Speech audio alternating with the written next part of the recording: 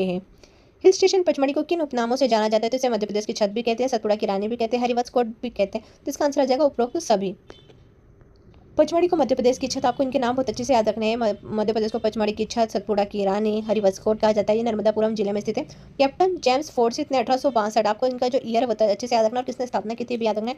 Captain James Forsythe ने 1862 में इसकी खोज की थी और ये राज्य की ग्रीष्मकालीन राजधानी रही है। धूपगढ़ 1350 या कहीं कहीं आपको 1352 भी देखने को मिलेगी। 1352 यहाँ की सबसे ऊंची चोटी है। अब आता है सतना के उचिरा नामक स्थान पर मध्य प्रदेश के किस प्राचीन वंश का शासक रहा है? तो इसका आंसर आ जाएगा उच्चकल्प वंश। सतना के उचिरा नामक उच्चकल्प वंश की राजधानी तो ये परिव्राजक वंश का एक पड़ोसी राज्य था। प्रमुख शासक थे ओध देव। सतना का उचिरा स्थान उच्चकल्प वंश की राजधानी है। यह परिव्राजक वंश का एक पड़ोसी राज्य था। प्रमुख शासक थे इसमें आपको याद रखना है ओध देव, कुमार देव, व्याघ्रदेव, जयनाथ और सर्वनाथ। कौन कौन से थे आपको फिर से देखना पड़ेगा। ओध देव थे, कुमार देव थे, व्याघ्रदेव थे, जयनाथ और सर्वनाथ। और इस वंश ने मध्य भारत में शासन किया था और अपने शिलालेखों में धार्मिक सहिष्णुता और प्रशासनिक कुशलता दर्शाई थी। मध्य मैघ वंश जो कि प्राचीन सभ्यता के वंशों में से था, का संबंध किस क्षेत्र से है? कौन सा, मध्य या बोलो या मैध वंश? तो ये मध्य प्रदेश के वंशों में से था। इसका संबंध किस क्षेत्र से है? तो इसका आंसर आ जाएगा बघेलखंड। मध्य या मेघवंश का सबसे संबंध बघेलखंड क्षेत्र से। इसका विस्तार पहले बघेलखंड और फिर कौशाम्बी तक हुआ था। जानकारी बांधवगढ़ से मिले सिक्के और अभिलेखों से प्राप्त होता है। प्रमुख शासक भीमसेन, इसके जो वंश के प्रमुख शासक है वो है भीमसेन, भद्रमद और शिवमद थे। जिन्होंने क्षेत्र में प्रशासनिक और सांस्कृतिक स्थिरता स्थापित की थी। तो आपको याद रखना है कि मध्य या मेघवंश का संबंध बघेलखंड से, आपको बस इतना याद रखना है। और इनके कुछ प्रमुख, और ये भी याद रखना है कि बघेलखंड फिर कौशाम्बी तक हुआ था। प्रमुख शासक इनके भीमसेन, भद्रमद और शिवमद थे। अब आता है चंदेल वंश के किस शासक ने कलचुरी से वैवाहिक संबंध स्थापित किए थे? तो चंदेल वंश ने जो है चंदेल वंश के शासक ने कलचुरी से वैवाहिक संबंध स्थापित किए थे। तो इसका आंसर आ जाएगा राहिल।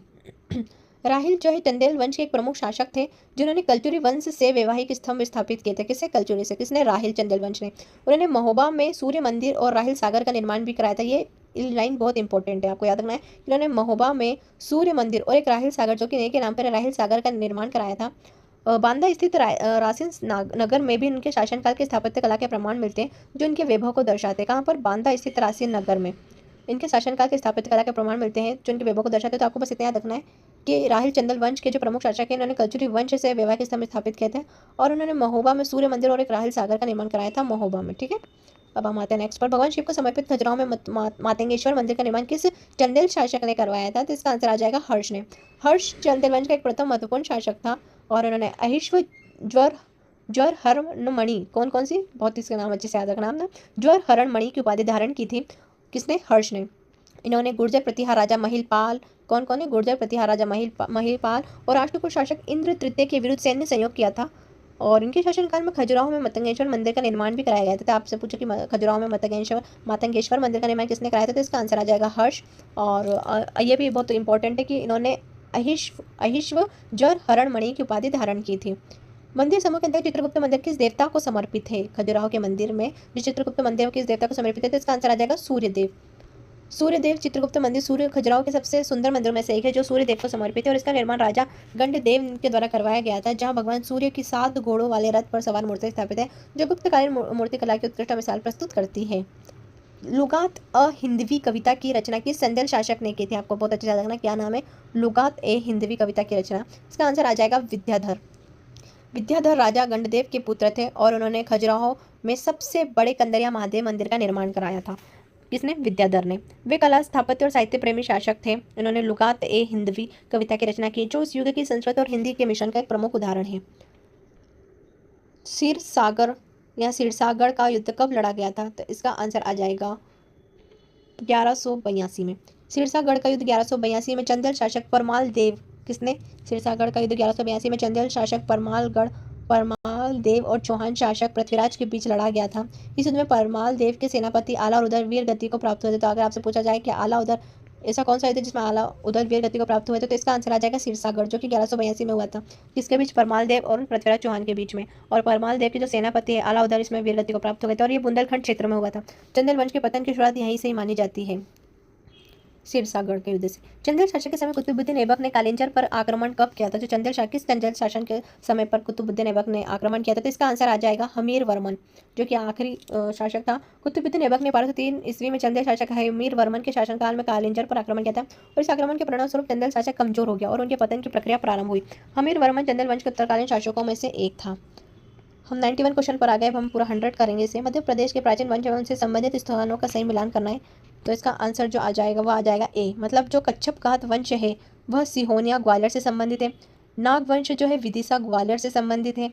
परिव्राजक जो है वह पन्ना क्षेत्र से संबंधित है और परमार वंश तो उज्जैन धार क्षेत्र से संबंधित है। जिसका आंसर आ जाएगा ए, कच्छप वंश का शासन सिहोनिया ग्वालियर क्षेत्र में था। नाग वंश का विस्तार विदिशा और ग्वालियर तक है। परिव्राजक वंश का संबंध पन्ना क्षेत्र से और परमार वंश का शासन उज्जैन व धार से है। इन वंशों ने मध्य प्रदेश के सांस्कृतिक इतिहास को समृद्धि किया है। तो हम फिर से रिपीट करेंगे। कच्छप घात वंश का शासन सिहोनिया ग्वालियर से था। नाग वंश का विस्तार विदिशा और ग्वालियर है। परिव्राजक वंश का संबंध पन्ना क्षेत्र से और परमार वंश का शासन उज्जैन व धार से है। ठीक है, नेक्स्ट पे जाते हैं। सिहोनिया के कच्छपघात वंश का वास्तविक संस्थापक कौन है सिहोनिया के? तो इसका आंसर आ जाएगा वज्रदामन। वज्रदामन सिहोनिया के कच्छपघात वंश के वास्तविक संस्थापक थे। सासबहू मंदिर के अभिलेख में उन्हें कच्छपघात वंश तिलक कहा गया है। चंदेल शासक धन देव के आक्रमण के बाद यह वंश चंदेलों के अधीन आ गया था। वज्रदामन ने कई मंदिर और दुर्गों का निर्माण भी कराया है।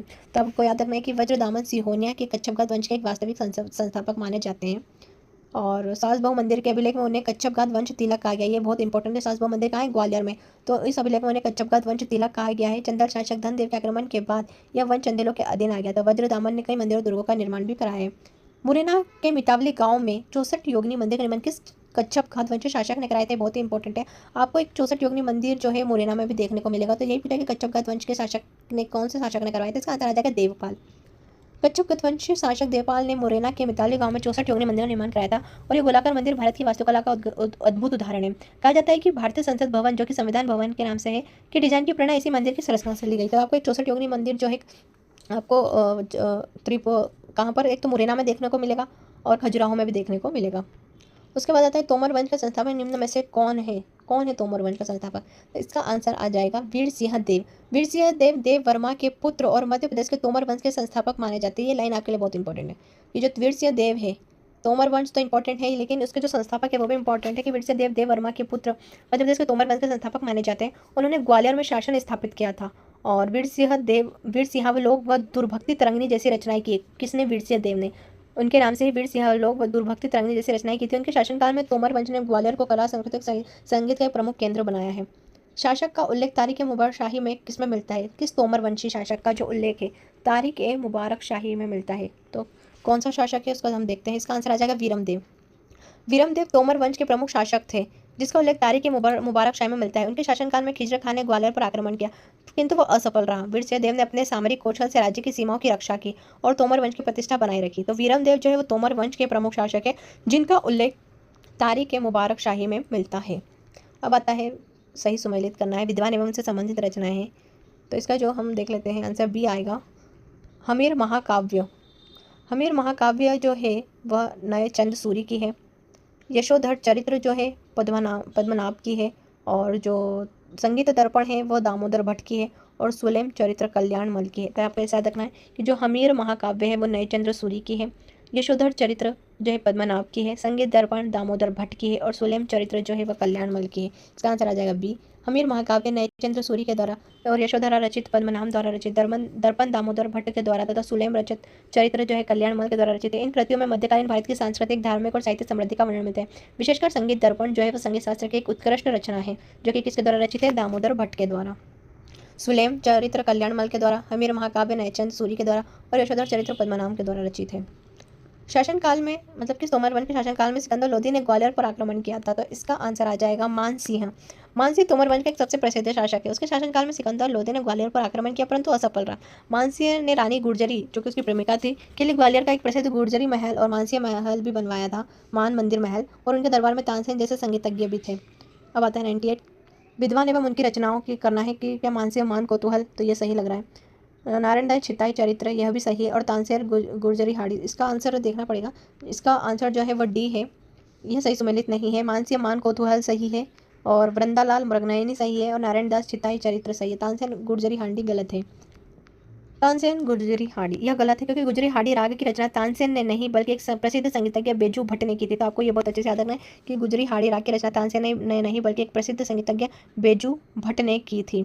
यह राग ग्वालियर की रानी गुर्जरी को समर्पित था और मानसिंह ने उनके लिए गुर्जरी महल बनवाया था जो आज भी भारतीय शास्त्रीय संगीत का एक ऐतिहासिक प्रतीक माना जाता है। तो याद रखना गुर्जरी हाड़ी जो है वह ब्रज बेजू भट्ट ने की थी। बाकी का हम देख लेते हैं कि मानसिंह का मान कौतूहल, वृंदालाल का मृगनयनी और नारायण दास का छिताई चरित्र है।